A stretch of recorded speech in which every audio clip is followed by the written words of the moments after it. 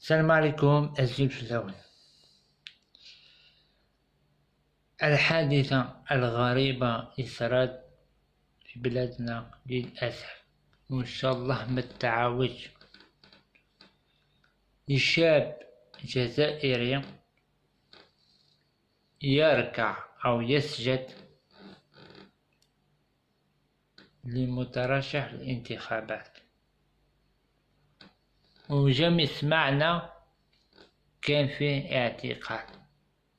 هل استهزاء بالدين الإسلام وما فيهش الاعتقال؟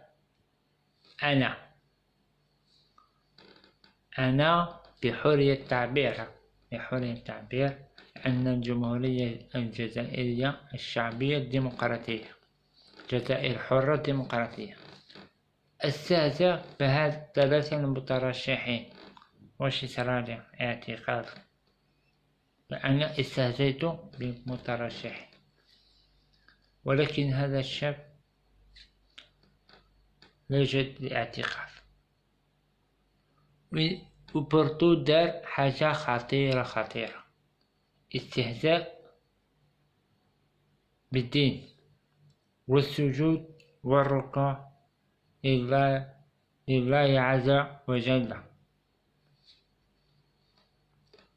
والسلام عليكم.